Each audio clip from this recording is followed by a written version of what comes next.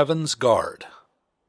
Warmth slowly spread through Ember's body, tingling through her fingers and gently spreading up her arms.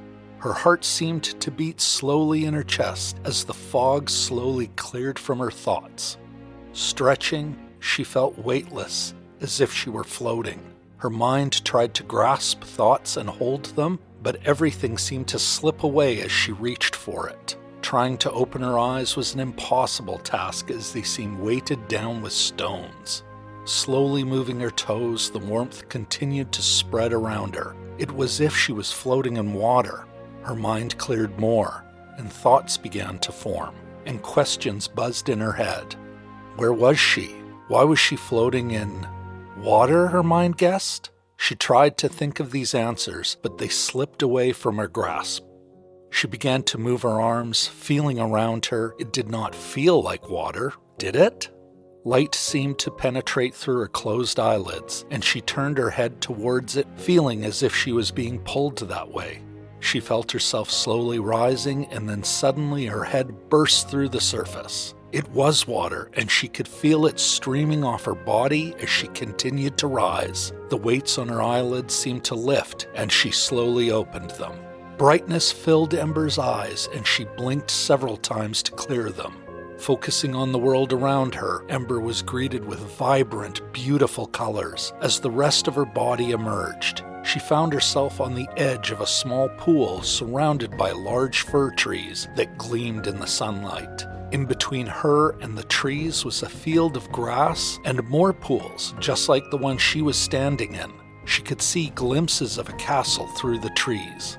A slight breeze ruffled their branches, filling her ears with the soft music of limbs touching limbs. The edge of the pool was surrounded by lush, beautiful grass. She slowly walked to the edge of the pool. The pond seemed so peaceful as Ember slowly turned around, taking in a deep breath. She could smell the pines, and the earthy scent of the forest filled her nose. She felt so alive. With every breath, her mind seemed to become clearer and her thoughts focused in. Where was she? It looked as though she was in the middle of an open field with various pools spaced neatly apart from each other, as if they had been placed there.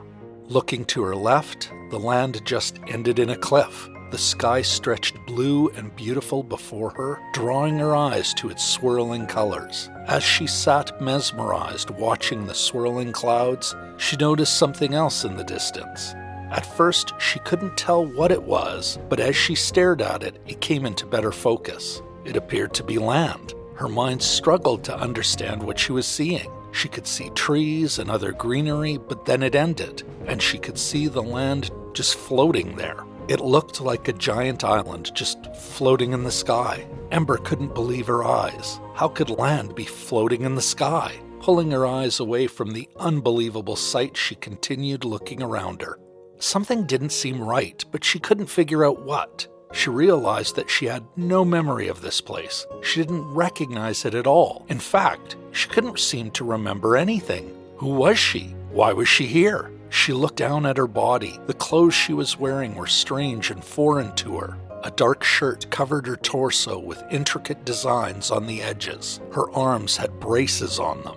Her legs were covered in a sturdy material that ran into tall black boots that came to her knees. Suddenly she realized she wasn't wet at all. Her clothes were completely dry. Turning, she looked back at the small pool. She knew she had come out of it, yet she wasn't wet. There seemed to be a faint light glittering at the bottom of the pool. What a strange place, she thought. There were no noises of birds or animals, no signs that anyone else had been there. Strange that she didn't feel scared. She looked at the clearing the pools were in, enjoying the peaceful feeling. A flash caught the corner of her eye, and she turned her head looking over her shoulder. To her disbelief, there were wings sticking out of her shoulder blades, bright silver laced with blue. They glittered in the sunlight. Ember was shocked. The wings were split into two sections on both sides. One part of the wing angled upwards, and the other pointed to the ground. Each wing was about 3 feet long.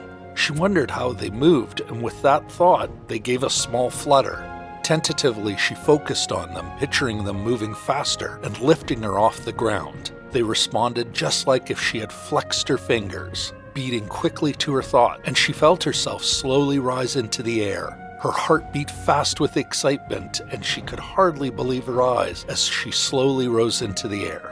Her brain told her that what was happening was impossible, but her eyes and body could not deny that she was flying. She was really flying.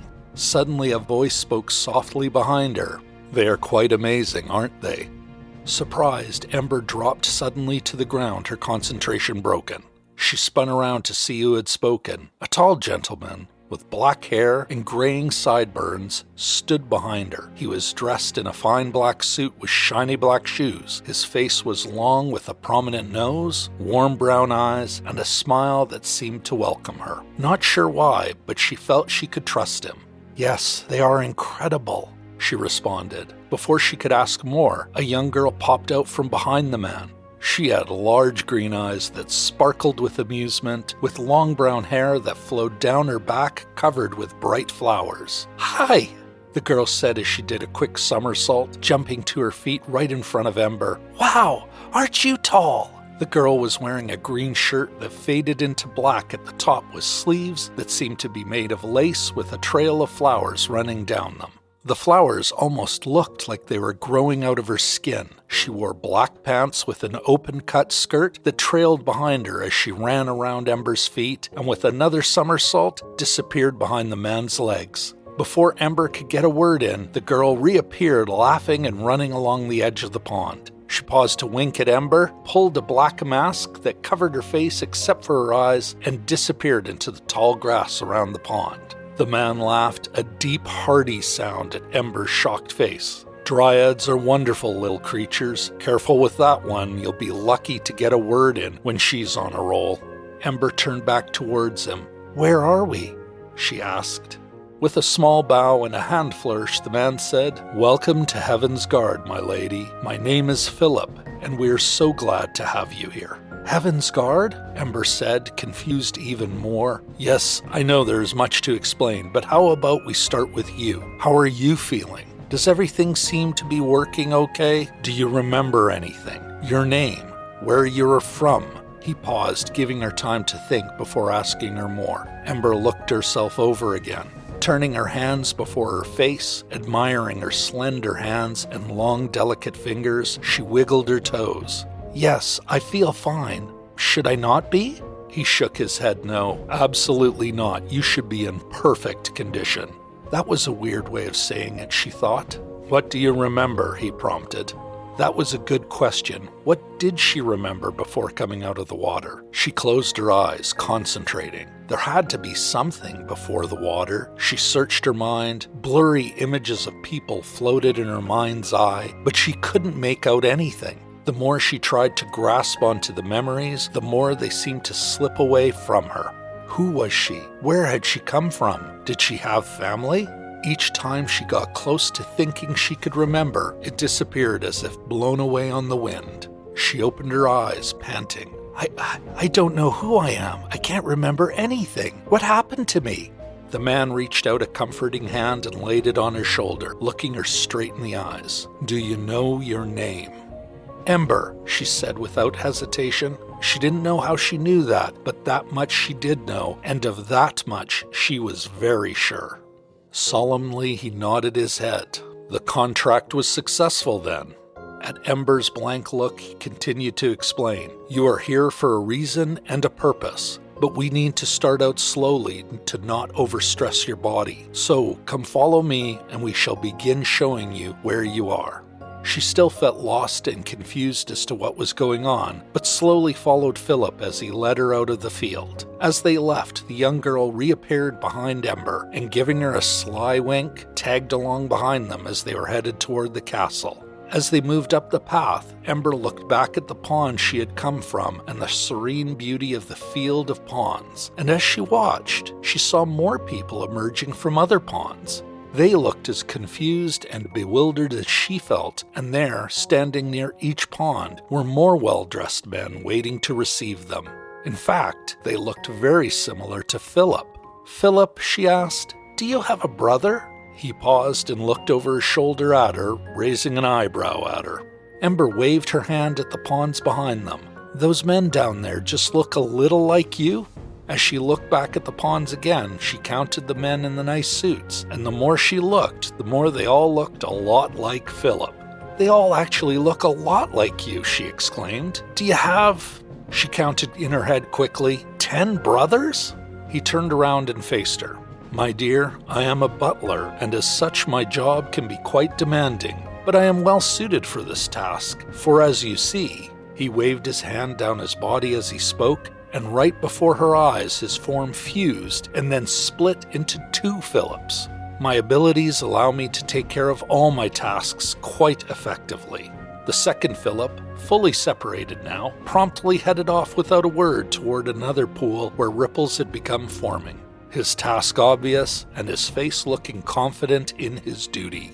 Ember watched him leave with amazement. Just what had she stumbled into? Suddenly a huge shadow passed over her. Looking up, she saw a huge wooden boat fly over her and the meadow of pools. The silence of the meadow was broken as it flew over. It was an old-style boat with huge sails and a large mast, with ropes running up and down. A large pirate flag flew on the tallest mast, flapping in the wind. The boat was bustling with noise and shouts as men ran up the netting, adjusting sails and people shouting orders. On the side of the ship, she could see a man standing with his foot on the railing, a face of calm amongst the hustle and bustle of the ship. He calmly surveyed the land as the ship flew over. Their eyes met for a brief second and he gave her a curt nod before the ship turned as it sailed through the sky. A strange tingle ran up her spine as she watched the ship disappear into the horizon. Ember turned back to Phillip, who was already headed up the path towards the castle, and ran quickly to catch up to him, anxious to learn just exactly where in the world she was.